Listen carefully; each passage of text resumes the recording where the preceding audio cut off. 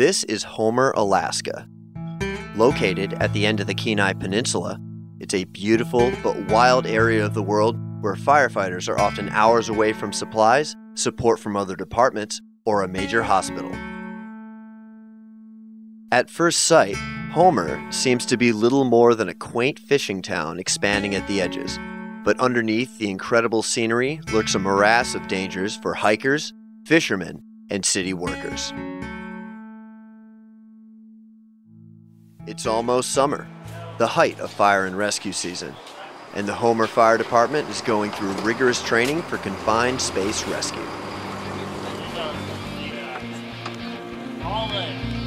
This here is light air. Here's the scenario. You get called out to this house because the guy crawled underneath there. They haven't heard anything from him. And now you hear him moaning. Okay? He fell through the floor and is hurting in his back. He's hurting from trauma. He fell through. Miles, you good to go? Okay, watch out for snag points going in. What extra resources do you need? What do you need to get the job done?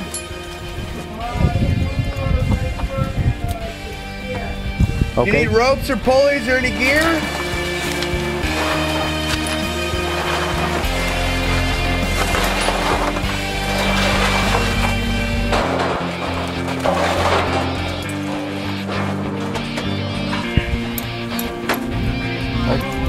Okay. Power team, you tell them. Power team, pull. Jake, now your job is to guide him out. Whoa, Jake, wait, freeze! Your job, buddy, is to make sure he comes straight out, right? Okay. Captain Dan Metke runs drills right alongside his crew, which is made up of volunteers, both new and experienced. My name is Dan Metke. I am a captain here at the fire department and the training officer. This team of volunteers comes from across the nation and from all walks of life. One of the department's most avid volunteers, Zach Brown, works for the city and is often required to enter hazardous, confined spaces. I just wanted a new challenge. I decided to go into firefighting for a challenge. Just something fun to do and something to help my community with. Going in. Cannon all. Coming in! Zach with the fire department.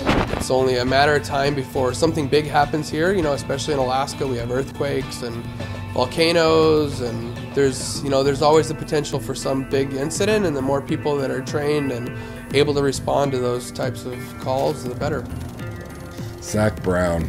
Well, first off, he's a gear junkie, so we always give him a hard time. At any given moment, he might have 5 special knives on him. He's that guy, and I'm not. I'm the guy that, why do I need a knife when he has 5? He's a very practical, realistic, grounded. To get him kind of excited takes some work. I will continue doing this for the foreseeable future. I'm sure I don't see myself doing anything else. Chief Mark Enan, the Confined Spaces training officer from Oklahoma, came up specifically to train this crew of Alaskan volunteers.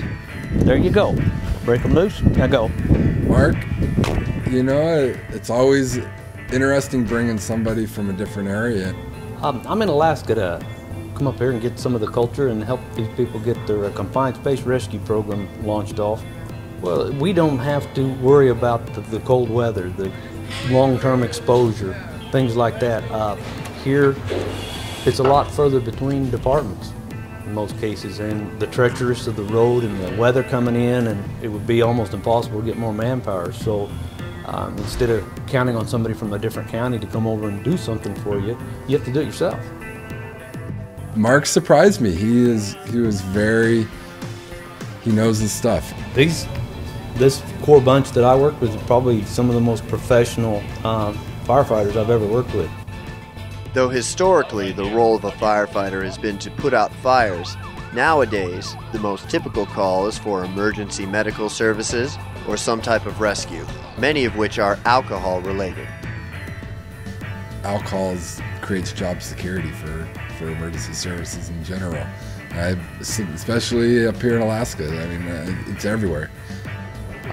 We have people that, a lot of drunk people, because the sunlight, they claim the lack of sunlight does things to you. So people go crazy, they talk to themselves. I've been asked to marry drunk people, guys, girls, it's things you got to deal with.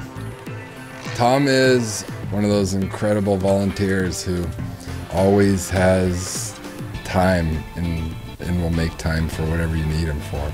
So my grandparents' house burnt down, and I got to watch the firefighters go in and out, and that's what convinced me I want to become one. So the hard ones are the ones that are 3 o'clock in the morning, the ones that, 16-year-old female that are just crying or something. You just buck up and deal with it, but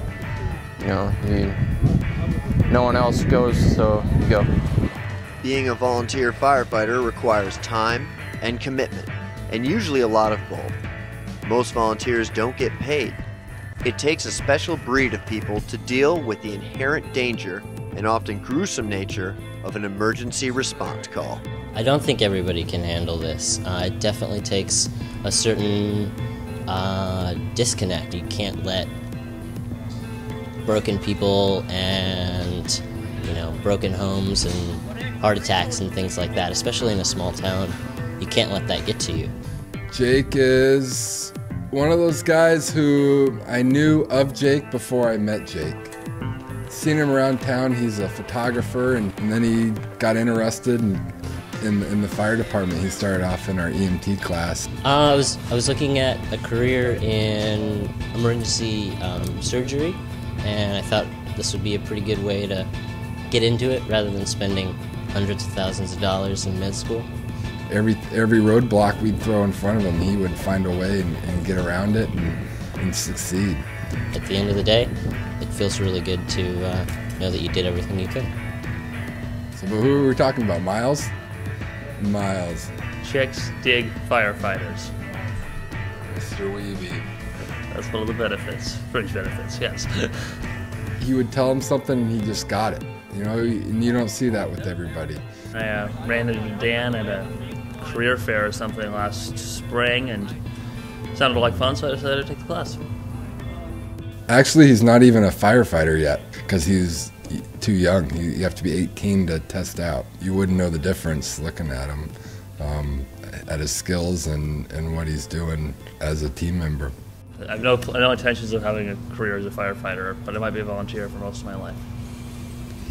We're lucky to have him here. I'm going to say lucky to have him. Probably all the guys.